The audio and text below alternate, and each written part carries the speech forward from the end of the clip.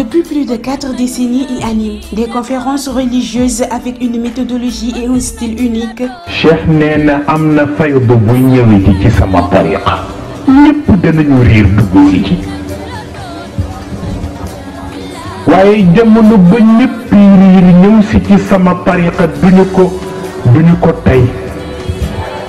keroog ñu gën a yaakaar te nga leen di yërëme ndax luy xeetu coono ñoom lañ koy teg. moo tax bu ma gisee ñu jaxase àdduna mi pexe yu ne ñu di ko def pour jot ci nit ñi damay wax ni est-ce que jàng nañu aaya boobu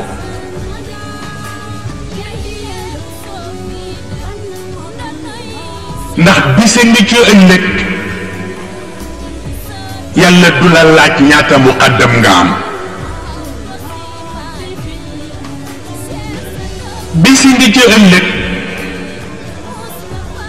yàlla du la laaj ñaata président daayira nga am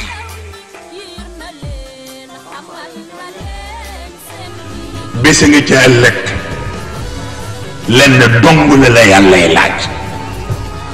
mooy lu baax loo andi. Chaque instant est un moment de méditation et de contemplation de l'unicité de Dieu, thème récurrent dans ses interventions publiques, du style d'inspiration sociale, politique, économique ou même culturelle. Serigne Mounirou dafa wax ni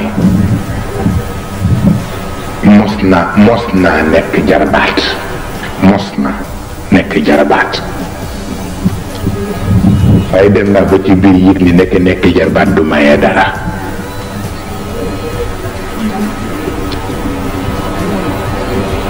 nee na ma dem wuti cëru muqaddam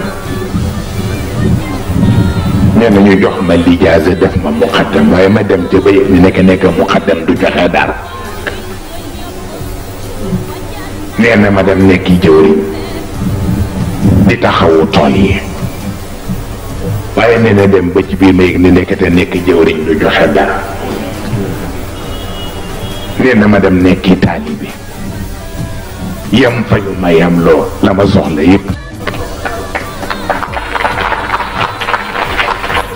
nee na ma xam ne kon nag boobu rek moo jaral sonne. waaw ku nekk njaboot am ka nga war a am yam fa nga war a yem lu ne war nga ko mën a am. Il voit Dieu en tout, partout et surtout parce que pour lui, la nature comme l'homme est une théophanie. doomu aadama mën nga ko xool ak jëmmam loxoom tànkam bëtam léppam xam ni doomu aadama mu ngi nii mais nit boo koy seet fan nga koy melale parce que doomu aadama dafa am ndey am baay juddu ci kanamu ñëpp ñu teg ca bët mais nit fu mu juddoo parce que nit yàlla daf ko binde ci laysa ka mislihi shay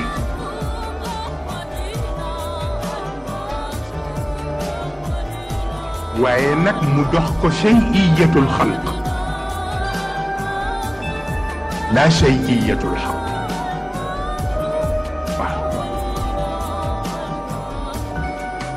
am lu mu tibbe ci boppam li tax kenn mënula melal yàlla mu am lu mu ci tibb jox ko nit yàlla bind doomu aadama waaye nit mooy candidat. Quand il entame son cours ou discours, son auditoire devient quoi? C'est à peine que l'on perçoit le ronronnement d'une mouche. Son verbe haut et coloré peut, durant des heures, tenir en haleine son public, toujours vêtu de blanc, sobre couleur de transparence et de pureté. xëy na ku ne yaa xam ki nga bëgg a nekk njabootam mais dina am beneen dafa am côté base ak côté sommet côté base bi mooy nga xam ku ñu la booleel mais côté sommet bi mooy nga suñu seet doon wax naan tariqa bi sama turandoo sax taalibe la ci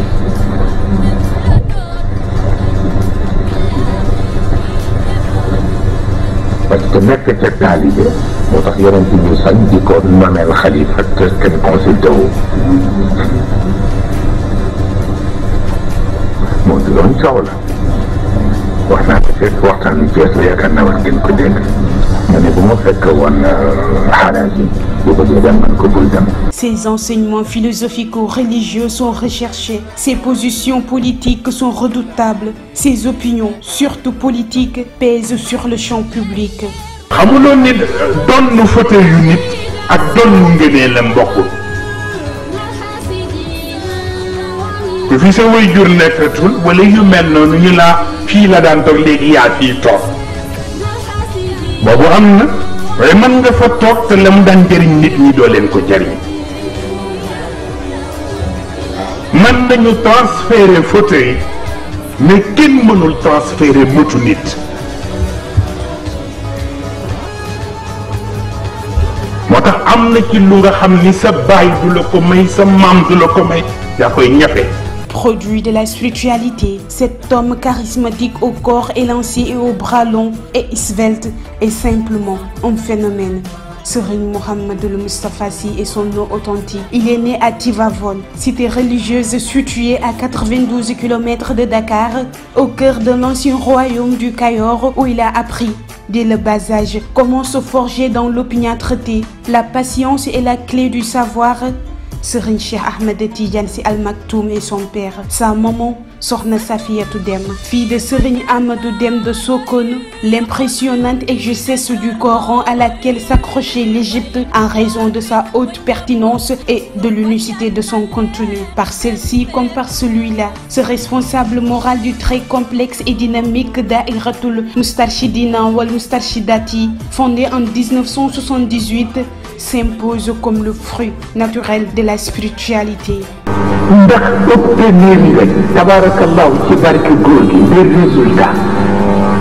dans un domaine qui est beaucoup plus important parce que c'est le domaine de la spiritualité man ko est-ce que xam nga ban résultat la daayira bi obtenir ci wàllu ruux man ko est-ce que xam nga ko man xam naa ko fi ma toog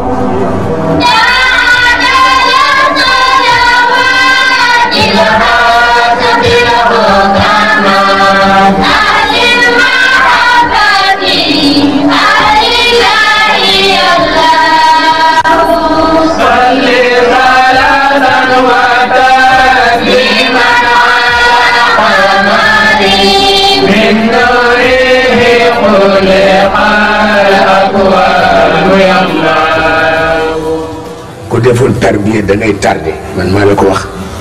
te loo xam ne sëñ Babacar ko moom dafa am ko jox naan nangam ma ne ko gis nga daayira bi ki ci gën a tuuti ku ko laal rek sëñ Babacar dal ci sa kaw.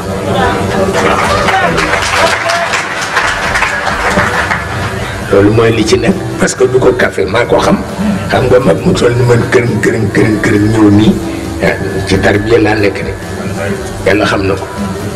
ci tarbiya pire laa nekk. Il est le petit-fils de Seydi Khalifa Ababacar Sy, premier khalife de Seydi Hadji Malick Sy et de Sokhna Astou Kane, fille de Serigne Abdoul Hamid Kane, le mystique du Saloum. De ces saints hommes, Serigne Mouhamadoul Moustapha Sy, adulé et adoré par un public grandissant chaque année et radicalement acquis à sa cause, a hérité des valeurs et des qualités fortes qui font de lui une personnalité religieuse polyvalente. Même scénario bi dafa répété wu. ma gis Serigne Babacar yi mu joxoon Serigne Cheikh mu doxal ma ko boppam.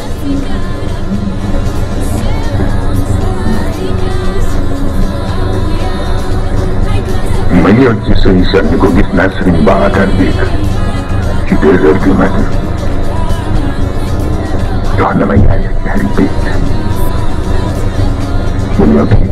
mu ma expliqué ko que këyit bu ci nekk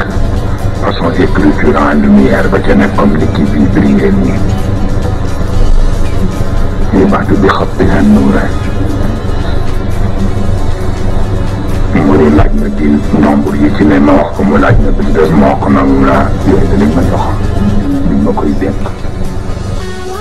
mais bu dul loolu kon ñun da ngeen defe ni dañuy ñëw fii rek ñu jox ñu responsabilité bi ne ñu yeew rek sant si pour di jël ko mais comme ñu sant si ñëpp doon ko. ñu ma wax soxna Kiné bu Serigne Cheikh bi ma tuddee soxna Fatima man ko kër gi ñaari domaine la domaine nu deret ji ak domaine nu càng ji man ko domaine nu deret ji ku sant si ci nga bokk waaye càng ji ku ne yaay liggéeyal sa sant. Mais il est surtout le produit de son père, Serigne Cheikh Ahmed Tidiane Sy Al Maktoum, son seul et unique directeur de conscience. C'est d'ailleurs grâce à l'enseignement et à la bénédiction de celui-ci, dont l'immensité du savoir et de notoriété publique, que Serigne Mouhamadou Moustapha Sy a ainsi réussi à être l'architecte de son propre esprit. dafa am ñoo xam ne dañuy defe ni pour que ñu am pouvoir yàq yi ñu liggéey rek mooy buñ nee Serigne Cheikh rek. or que man nit ku yàlla bite ku ma gën a xam Serigne Cheikh amul ku ko servir ceeru li ma ko servir aussi amul nga sant seet nga sant leneen na ci yam ni ma gëme ni moo doon yonent bi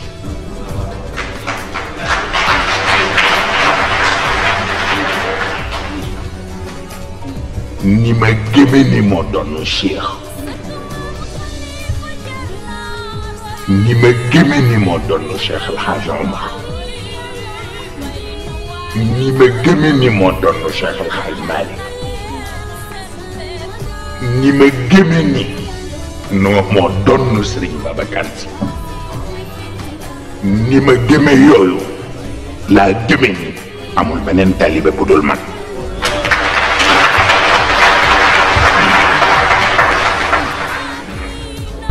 bu ma fortaatu wala may tiitaru ku ko wax te du dëgg doo faranse